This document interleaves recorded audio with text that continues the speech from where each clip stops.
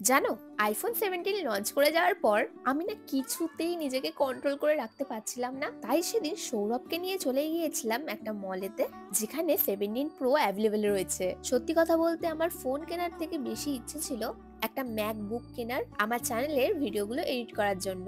আর আমি কিন্তু এখানে গিয়ে ফোনের সাথে সাথে ম্যাকবুকও চেক করে দেখছিলাম, বাট একটা ম্যাকবুক এয়ারের যা প্রাইস, সেই প্রাইসে আমার একটা আইফোন 17 প্রো চলে আসবে। তাই আমি না স্টোরে গিয়ে বিশাল কনফিউজড হয়ে গিয়েছিলাম যে আমি কি করব। আর তোমরা সকলেই জানো আমার কাছে দুটো আইফোন রয়েছে, তাই আমি ভাবলাম এইবারে আমি একটা স্যামসাং এর ফোন কিনবো। আর তোমরা জাস্ট এই ফোনটা দেখো, কি কুল না, কি সুন্দর, পকেট ফ্রেন্ডলি, আর এর ফিচার্স গুলো কিন্তু দারুণ ছিল।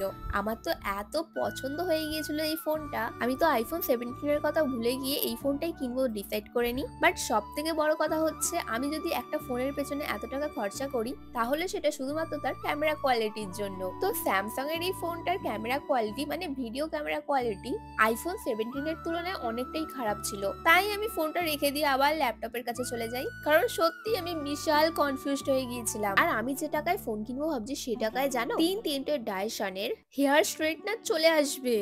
আমি না রিলায়েন্স ডিজিটালে গিয়েছিলাম, সেখানে সমস্ত ইলেকট্রনিক জিনিস পাওয়া যায়। আমি স্টোরের ভিতরটা একটু ঘুরে দেখছিলাম, যাতে ঠিক করে ডিসিশন আমি নিতে পারি। আর জানো, এখানে একটা ফ্রিজ দেখতে পাই, যেটা খোলার পর আমি ভেবেছিলাম এর ভিতরে সত্যি সত্যি খাবার রয়েছে, কিন্তু না, এগুলো সবই খাবারের ফটো ছিল। বাই দ্য ওয়ে, অনেকক্ষণ টাইম পাস করে নেওয়ার পর আমি আবারও ফিরে যাই ফোনের কাছে। আর সেদিন আমি স্যামসাং আইফোন 17 নাকি ম্যাকবুক এয়ার কোনটা নিয়েছিলাম সেটা জানার জন্য আমার লং ভিডিওটা চ্যানেলে গিয়ে দেখে নাও, যেটার লিঙ্ক আমি এই ভিডিওর ক্যাপশনের উপরে দিয়ে দিয়েছি।